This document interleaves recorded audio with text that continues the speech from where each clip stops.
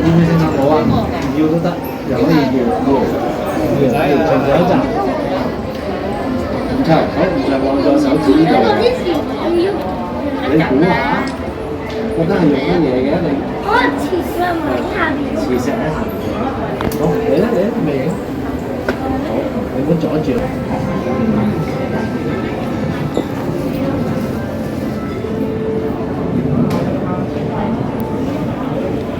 This is a newspaper stand from Lancho in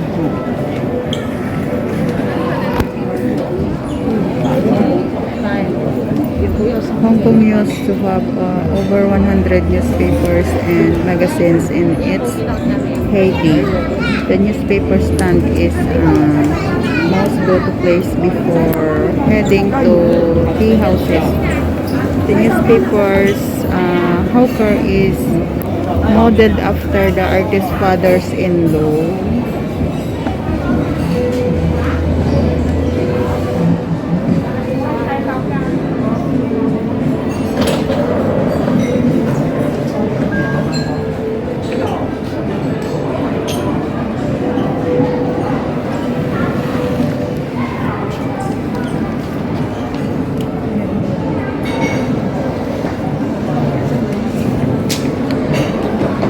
Wingwo Grocery. Wingwo Grocery operated for nearly 80 years until 2019 in 130 years old.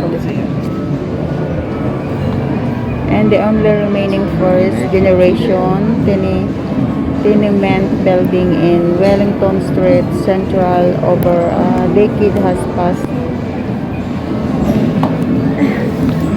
The artist made reference to the only pictures to create the historic woman touch along with all kinds of groceries.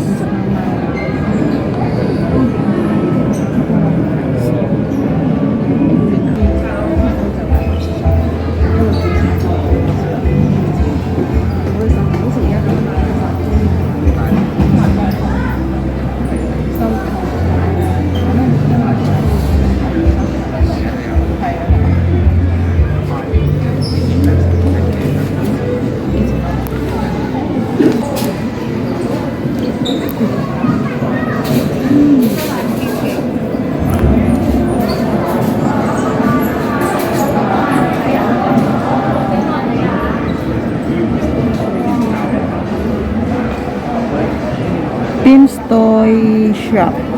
It is modeled on a toy shop in the Cologne walled city in the 1970s, influenced by the Japanese pop culture. Most of the miniature toys were characters of Japanese animation or TV programs such as Ultraman, Q-Tart, Robocop, and Messenger. Some toys were modeled on the artist's own toy collections, while others were newly made according to the originals with total of 200 pieces.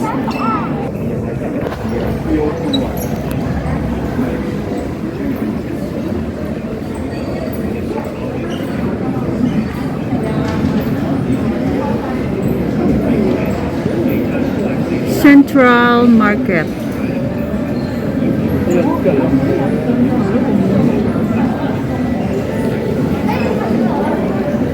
Central Market, through ingenious lighting and lifelike human figures, the artwork features the classical staircase with figurines inspired by the masterpiece of the Reunion photographer Fanho. The art place brings to life this grade 3 historical building in the 1950s.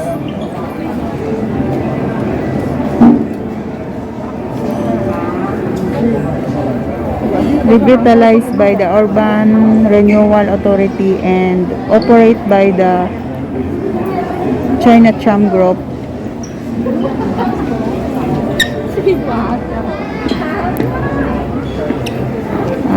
Do you notice the master IP man looking down from the top and the young fan ho at the canteen?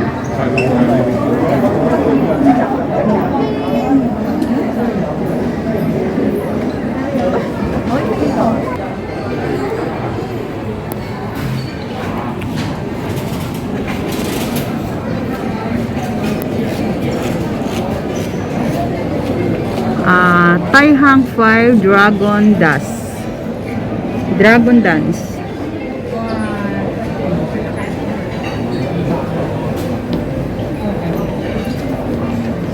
Tai Hang Fire Dragon Dance is an intangible cultural heritage of Hong Kong with over 130 years of history.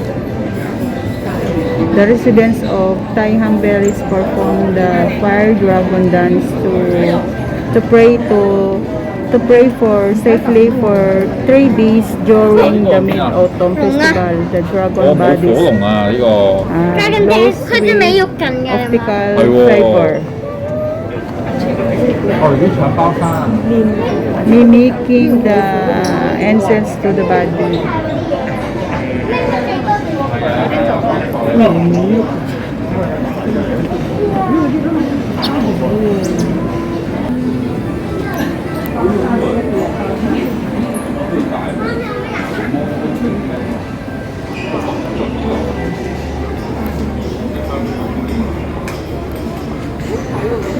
Nakapunta na ako dito, guys. Nakapunta na ako dito sa may ito yung Chung Chao Bon Festival.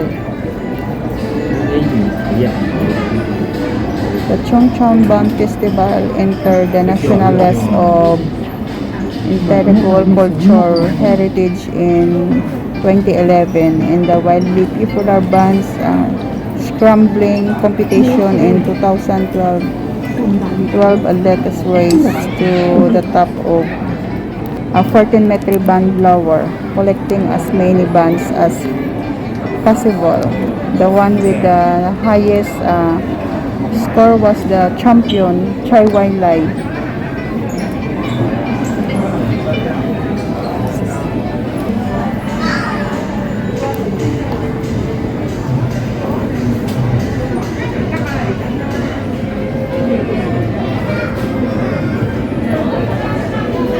Wood cottage zone in Mount Davis. The wooden cottage zone in Mount Davis is a shelter for mainland refugees who fled to Hong Kong after World War II. They built simple wooden cottage with whatever materials found in the hills. The artist started from the base and then build the outer walls with tendal chassis.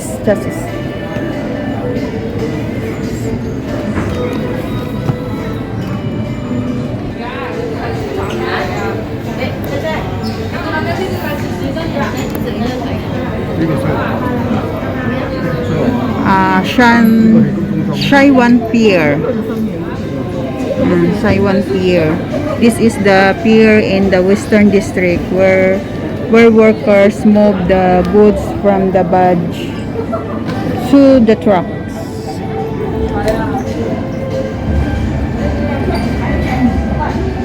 There are also lots of shops in nearby tenement buildings.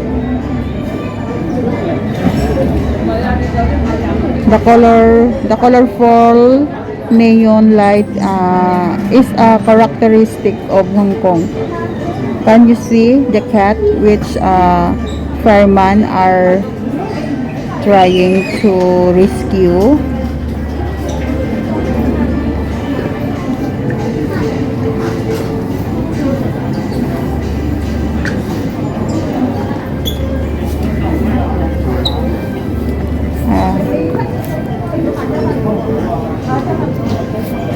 Can you see that? Here, can you see that? The firemen are trying to rescue the dog. this dog? Oh, see.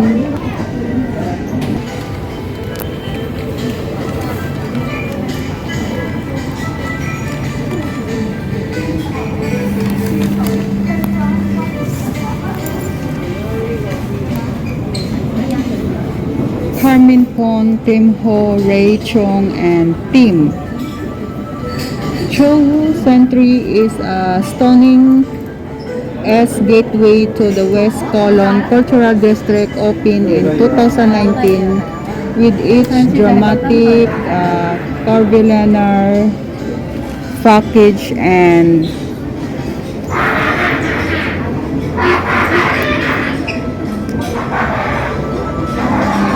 the tea house, thirds of the ground facilities, internal configurations of the spacious atrium.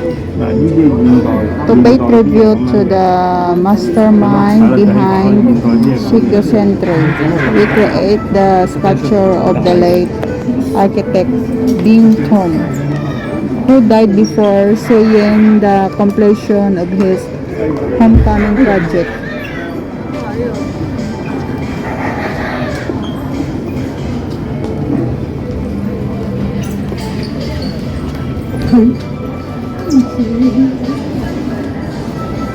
Brian Flo bright and colorful Christmas tree and cottage are newly added to create festive atmospheres.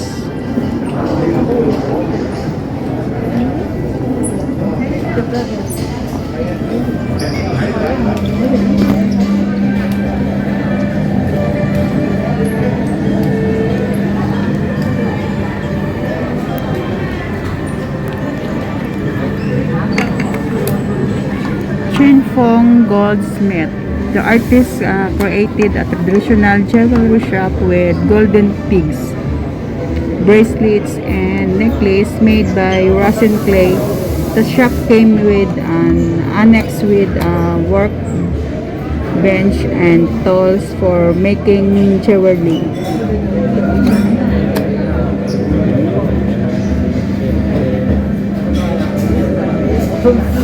Chen Fong Goldsmith.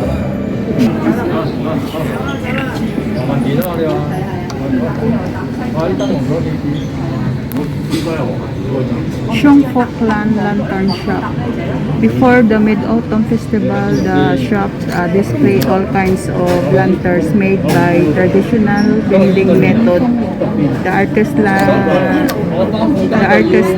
the craft from a lantern master and recreated lantern in 1 to 12 scale. Can you see the recognized the star fruit, rabbit, panda, fish, and chick lanterns?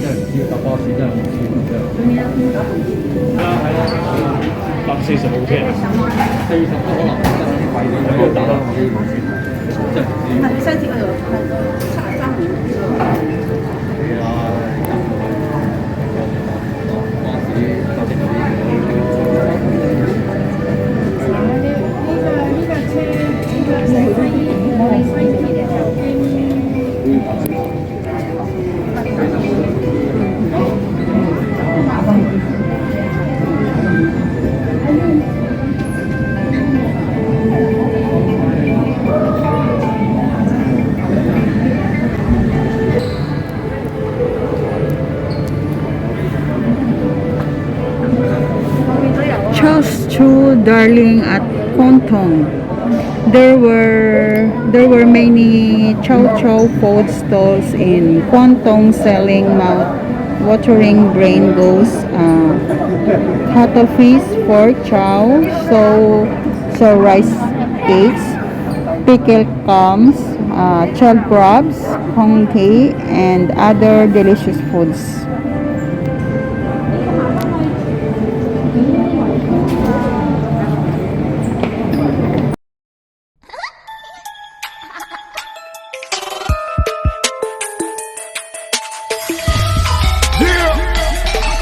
You already know.